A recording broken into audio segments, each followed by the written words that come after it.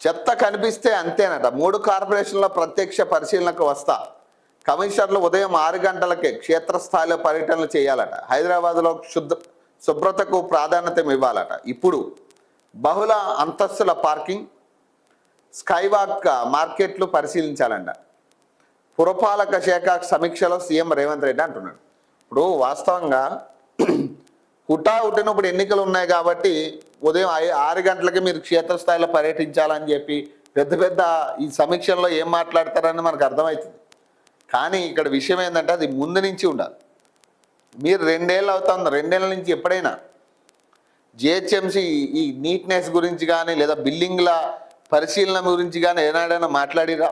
ఏనాడైనా 2 ఏళ్లలో మూడో సంవత్సరం గడుస్తూ ఉంది. ఎప్పుడైనా ఇప్పటి వరకు కూడా ఎప్పుడైనా కానీ మాట్లాడిరా? ఇప్పుడు ఎన్నికలు వస్తున్నాయి, జిహెచ్ఎంసీ ఎన్నికలు వస్తున్నాయి కాబట్టి మీరు ఇక అధికారులందరినీ అలర్ట్ చేస్తున్నట్టుగా ఒక సీన్ క్రియేట్ చేయాలి. మళ్ళీ ఇక్కడ కొత్తగా ప్రజలను మభ్యపెట్టే ప్రయత్నం చేయాలి. ఆల్రెడీ ఇప్పుడు బేసిక్ ఇప్పుడు గెలిచిన ఎన్నిక కూడా మీరు మేమేదో గెలిచామని చెప్పుకోవడానికి కూడా లేదు. ఇక్కడ ఎన్నో నానా తంటాలు పడితే ఎన్నిక గెలవడం జరిగింది. ఆ పార్టీ నుంచి కొంతమందిని, ఇక్కడ ఆశావాహుల్ని కొంతమందిని, లేదా ఇండిపెండెంట్లు కొంతమందిని, అందరినీ వేసుకుంటే తప్పితే మనకు మెజార్టీ ఫిగర్ రాలే. చాలా చోట్ల కనీసం హంగ్ ఏర్పడే పరిస్థితులు, టై అయిన పరిస్థితులు వచ్చినాయి. అక్కడ కూడా మనం ఎన్నో ప్రలోభాలు పెట్టి, పైసలు పెట్టి వాళ్ళని ఒప్పించి ఆ పార్టీ నుంచో ఈ పార్టీ నుంచో ఏదో పార్టీ సపోర్ట్ తీసుకుంటే కానీ ఇప్పుడు సక్రమంగా మన రిజల్ట్ బయటికి రాలే. ఇంకా దాదాపు ఇంకా 4-5 స్థానాలకు ఇంకా రిజల్ట్ పెండింగ్లోనే ఉంది. అక్కడ మళ్ళీ ఇప్పుడు ఎవరైతే ఇండిపెండెంట్లతోనో లేకపోతే ప్రతిపక్ష పార్టీలతోనో డీలింగ్ చేసుకుని వాళ్ళకి పైసల లేకపోతే పదవుల ఏదో ఒకటి మభ్యపెట్టి మళ్ళీ వాళ్ళు కూడా లాక్కుని మనం ఫిగర్ మంచిగా వేసుకోవచ్చు. 93 స్థానాలు 83 స్థానాలని వేసుకోవచ్చు. అంతే తప్పితే ఎక్కడ కూడా మెజారిటీ ఆఫ్ ది పీపుల్ తీర్పు ఇచ్చిన పరిస్థితి లేదు. ఎందుకంటే 70% మాత్రమే పోలింగ్ నమోదైంది. ఆ 30%లో మిమ్మల్ని వ్యతిరేకించి ఓటేయలేదా? అసలు ఓటే వేస్ట్ అని బయటకు వదిలేసిరా వాళ్ళు ఆ 30%లో అనేది మనకు అర్థం చేసుకోవచ్చు. మరి ఆ 30% మంది కూడా మనం డిసైడింగ్ ఫ్యాక్టర్ కింద తీసుకోవచ్చు కదా.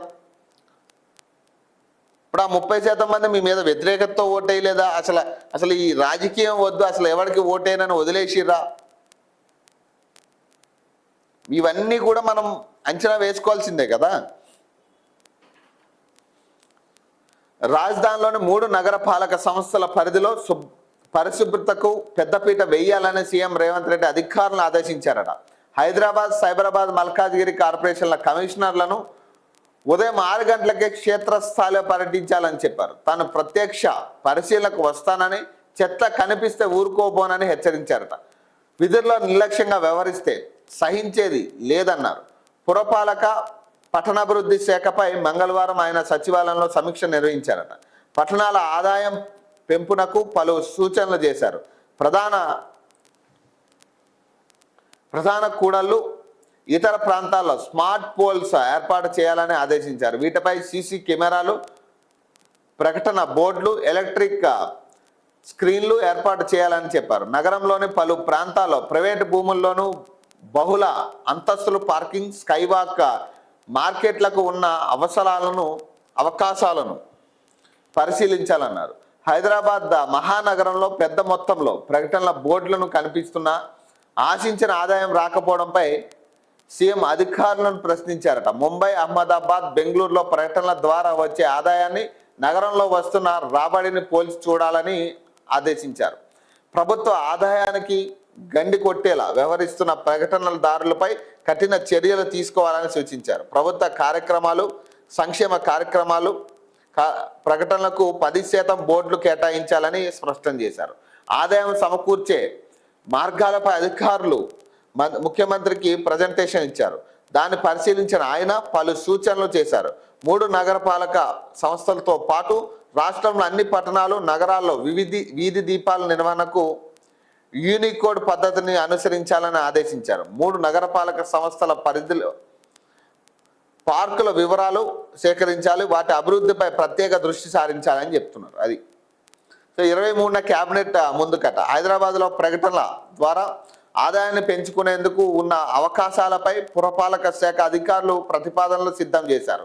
వీటిపై మంగళవారం జరిగిన సమావేశంలో సీఎం చర్చించారు. ఈ ప్రతిపాదనలకు ఈ నెల 23న జరిగే కేబినెట్ సమావేశంలో చర్చించి తుది నిర్ణయం తీసుకునే అవకాశం ఉన్నట్లు తెలిసింది.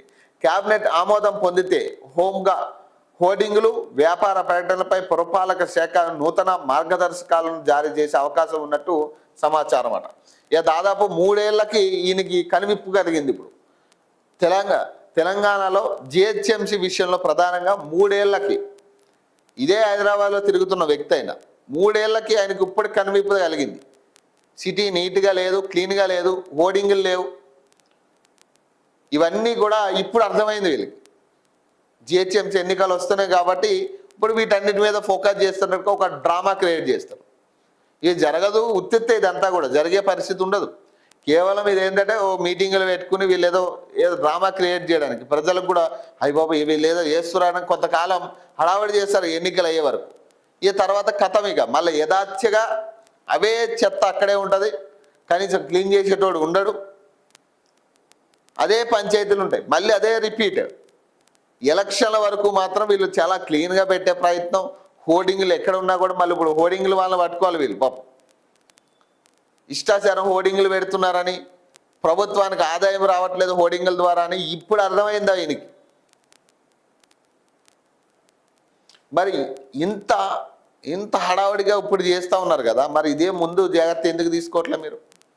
ఇప్పుడు 2 ఏళ్ళుగా ఇదే పరిస్థితి కదా హైదరాబాద్లో కనపడతా ఉంది, ఇదే సిచ్యువేషన్ కదా హైదరాబాద్లో ఉన్నది. మరి ఎందుకు 2 ఏళ్ల నుంచి ఎందుకు దీని మీద ప్రత్యేక దృష్టి పెట్టలే?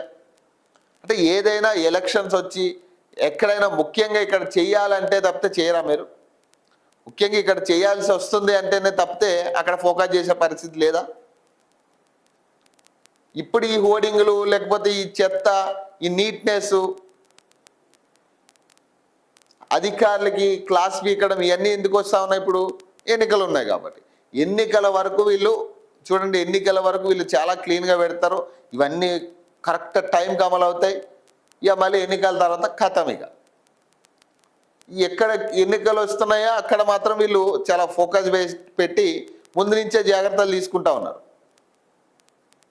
ఇప్పుడు మళ్ళీ ప్రజల్లోకి వెళ్ళాలి కదా వీళ్ళు, ప్రజల్లోకి వెళ్తే ఇవన్నీ చెప్తారు కాబట్టి ముందే జాగ్రత్త పడాలనే అనుభవం వచ్చింది. ఇప్పుడు వరకు జరిగిన ఎన్నికల్లో పాపం ప్రజల్లోకి వెళ్తుంటే ప్రజలు ఇవన్నీ మాట్లాడుతూ క్వశ్చన్ చేసి అవసరమైతే తిడుతున్నారు వెళ్ళిన మంత్రుల్ని. కాబట్టి ముందుగానే జాగ్రత్తలు తీసుకుని వెళ్ళిపోతే అయ్యి బాబా ఇవన్నీ పనులు అయిపోయినాయి కదా, అయ్యి అవి చేసినాం కదా, ఇవి చేసినాం కదా అని చెప్పుకోనికి ఉంటుందని వీళ్ళ ఆలోచన.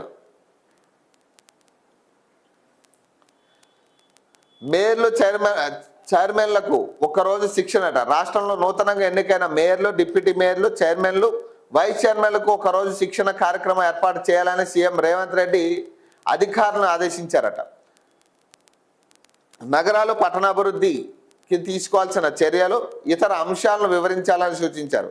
తన సమావేశానికి హాజరై వారితో మాట్లాడతానని తెలిపారు. ఈ సమీక్షలో జిహెచ్ఎంసీ, సైబరాబాద్, మల్కాజ్గిరి కమిషనర్లు, పురపాలక శాఖ ఉన్నతాధికారులు పాల్గొన్నారట.